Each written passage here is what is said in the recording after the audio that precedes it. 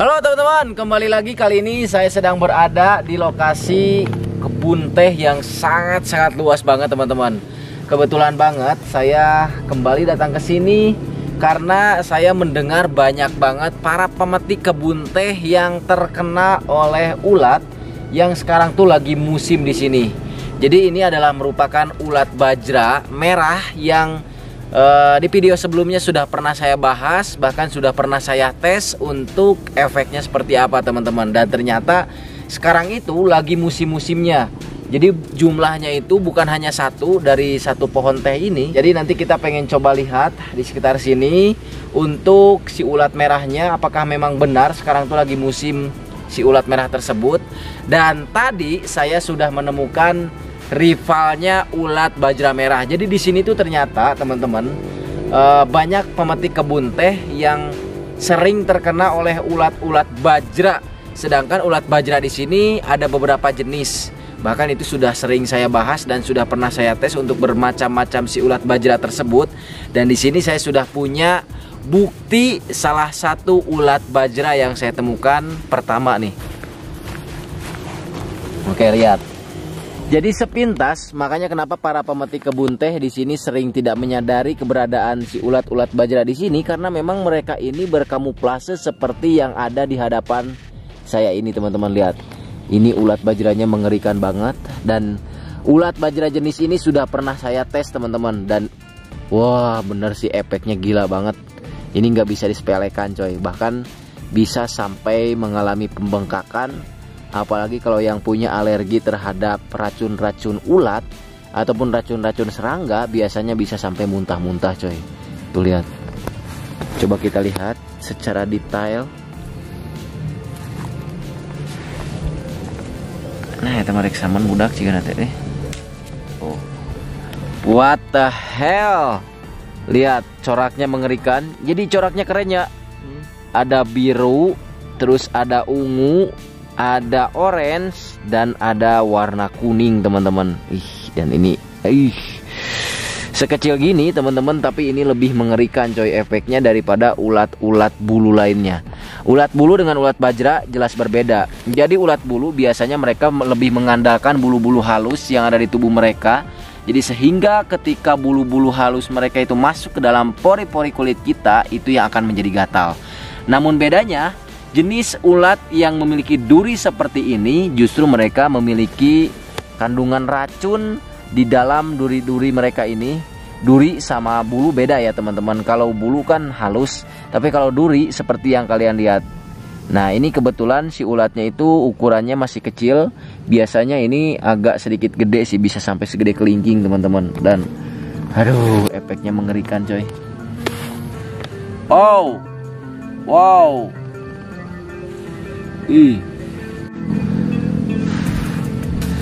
Teman-teman, tapi bukan ini yang ingin saya tes, karena saya sudah pernah mengetes ulat ini dan efeknya benar-benar mengerikan coy. Nanti mungkin bisa ditayangkan cuplikan videonya ketika saya mengetes ulat jenis bajra ini.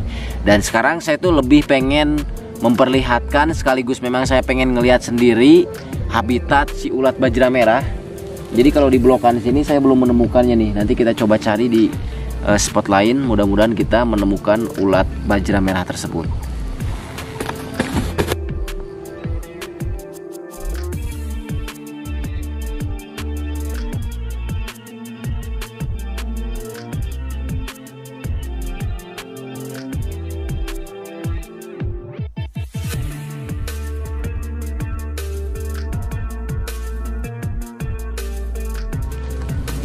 Oh my goodness, lihat teman-teman. Akhirnya kita menemukan ulat bajra merah. Target kita hari ini dengan size monster. Oh my god, lihat.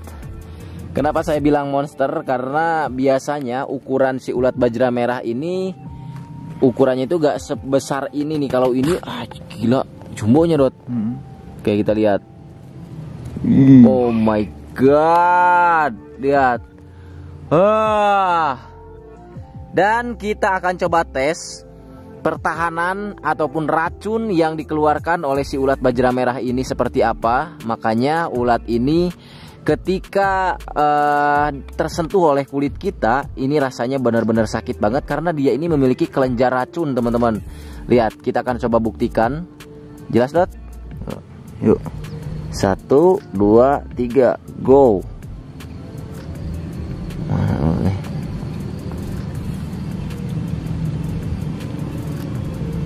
Oke.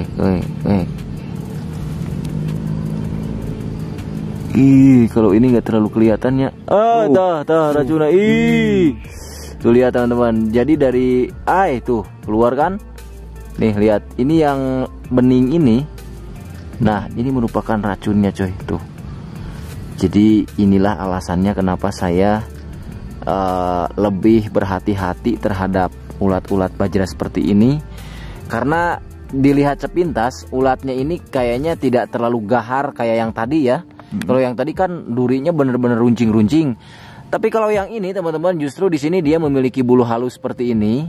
Tapi di bagian sini ada semacam duri juga. Sebetulnya di sini ada duri nih, cuman durinya itu tidak terlalu terlihat di bagian-bagian yang tadi racunnya keluar nih teman-teman. Tuh lihat, ini sebetulnya ada bulu-bulunya juga. Dan ini kalau kena manusia akan sangat-sangat ripuh, coy. Atau akan sangat-sangat repot, karena saya sudah pernah mengetesnya. Ternyata efeknya itu di luar dugaan. Artinya ulat ini ternyata bukan spontan ketika menyentuh atau tersentuh oleh kulit kita langsung berefek begitu saja, coy. Namun ulat ini memiliki jangka waktu yang cukup lumayan lama. Jadi pada saat itu juga saya pernah mengetes ulat ini, ternyata efeknya itu benar-benar sampai ke bagian dalam organ tubuh teman-teman. Bahkan ginjal saya sampai pernah sakit dikarenakan racun si ulat bajra merah ini teman-teman. Tapi untuk pengobatan luar biasanya saya menggunakan jalantir atau tumbuhan yang mungkin nanti bisa kita tunjukkan juga. Ini keren, coy, kita harus bawa dulu karena saya masih penasaran, pengen lihat isi daripada pohon-pohon teh yang ada di sini. Ternyata beragam banget, coy. Mulai dari ulatnya, terus serangga-serangganya. Jadi kita explore dulu di sekitar sini. Mudah-mudahan kita menemukan hewan lain selain si ulat bajra merah ini, coy. Kita ambil dulu.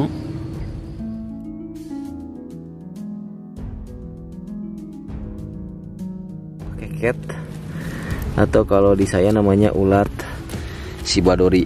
Nih, jadi kalau ulat ini kita sentuh kayak gini, ini aman teman-teman. Tuh aman. Ini sudah sering saya bahas. Dan ternyata sekarang karena memang tadi telat sih. Harusnya saya datang ke sini itu tadi sebelum matahari naik seperti ini. Karena sekarang sudah panas, jadi si ulatnya pada naik, pada kabur teman-teman. Tadi juga nyari lokasi-lokasi yang teduh, coy. Jadi kita telat datang ke sininya, coy. Tuh. Oke.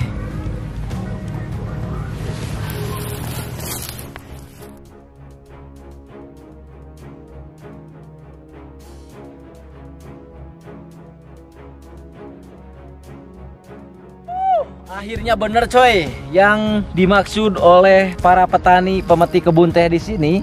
Jadi dari satu pohon teh aja, lihat di sini kita menemukan bukti nyatanya.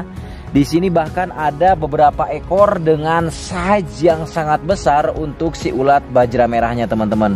Tuh lihat di sini kalau kita hitung ada 1, 2, 3, 4, 5, 6, 7, 8. Ada 8, 9. Sangat-sangat mengerikan, banyak banget teman-teman. Kalau dari sini nih kelihatan jelas nih, dari sini nih. Wow. Nih, di sini ada yang sembunyi juga. Jadi mereka ini ketika panas, teman-teman, mencari daun-daun yang bisa mereka buat berteduh, coy. Berarti benar, coy. Keluhan para petani di sini, banyaknya ulat bajra merah membuat para petani di sini terkena oleh efek dari si bulu ataupun racun ulat bajra merah ini. Dan kita akan coba bawa supaya buat sampel nih, biar ini aja, biar real, biar kita tahu nih teman-teman. Di sini ada 1, nih 1, coy. Oke, kita kumpulkan. Oke, teman-teman, lihat, kita sudah mengumpulkan. Ini cuma dari beberapa pohon teh saja yang kita lihat atau yang terlihat ya, karena ternyata untuk melihat si ulat bajra merah ini kita memerlukan kejelian, karena mereka ini berkamuflase di batang-batang teh. Mereka bersembunyi di sana, bahkan ada juga yang ternyata membuat sarang di sana. Dan inilah puluhan ulat bajra merah yang sudah saya kumpulkan di botol minuman bekas nih, teman-teman. Wow, dia menggeliat. Oh my goodness. Jadi ternyata memang benar, teman-teman. Di sini lagi musim-musimnya si ulat bajra merah ini. Kalau dulu kan kita pengen nyari 1 ekor aja buat si ulat bajra merah ini, susahnya minta ampun. Tapi sekarang karena memang lagi musimnya, kita bisa menemukan bahkan dalam 1 pohon mencapai 10 ekor lebih, teman-teman. Dan ini mengerikan, coy. Makanya kenapa di sini para petani pemetik kebun teh pas pulang ada yang bengkak, teman-teman, ada yang gatal-gatal, sakit dan lain sebagainya, karena katanya terkena oleh si ulat bajra merah ini. Teman-teman. Dan sepertinya kita tidak akan mengetes si ulat bajra merah ini, teman-teman. Saya pengen lebih memperlihatkan ternyata di kebun teh atau di pohon-pohon teh itu bisa banyak sekali hewan-hewan lain, bahkan dari ulat yang berbahaya saja tadi sudah ada 2 jenis, teman-teman.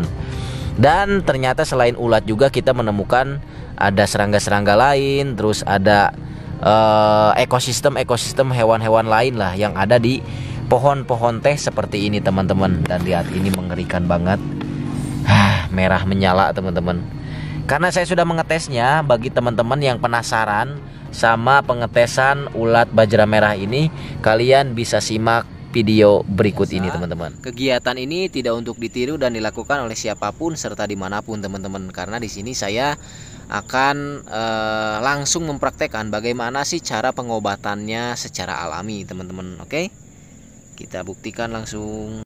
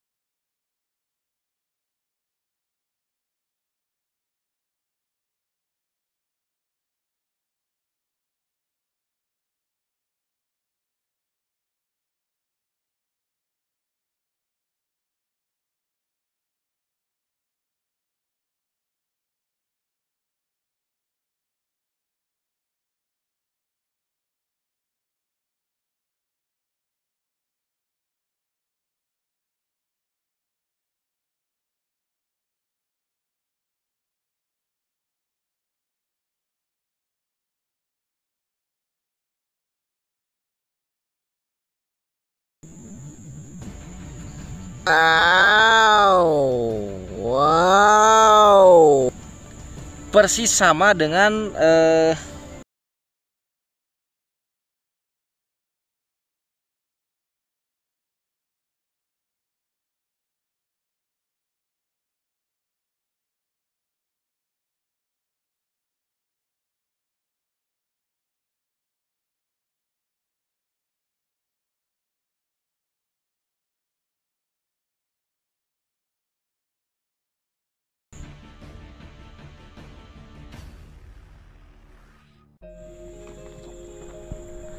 Nah, teman-teman, jadi saya di sini sudah memetik daun jalantir, yang daun ini sering digunakan oleh masyarakat di sini untuk mengobati sengatan dari si ulat bajra yang tadi, teman-teman. Bentuk daunnya kayak gini nih. Ini disebut daun jalantir, dan aromanya itu persis sama dengan daun kirinyu teman-teman, yang untuk luka luar ketika tersayat itu bisa digunakan juga. Jadi aromanya sama dengan daun kirinyu. Nah, dan yang paling utamanya ini sebetulnya kita baru menunggu 10 menitan lah. Efeknya lihat teman-teman, sangat-sangat di luar dugaan. Dan yang saya rasakan ini sangat-sangat pegel sih teman-teman. Pegel, gatal, panas, dan sakit teman-teman ketika ada goresan sedikit dari kulit saya ini nih. Kelihatan nggak ini? Nah, ini areanya nih. Kita bersihkan dulu.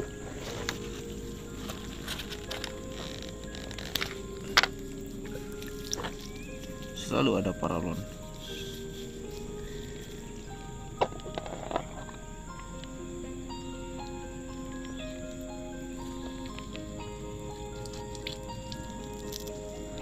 Jadi ini tinggal kita hancurkan saja, kita bejek saja.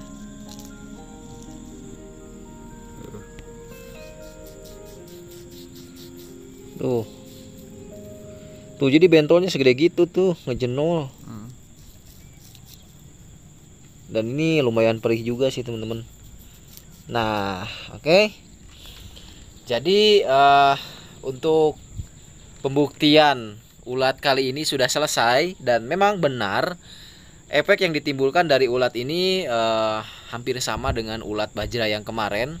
Bahkan ini sebetulnya reaksinya lebih cepat, mengakibatkan pegal sih teman-teman ke area tangan saya.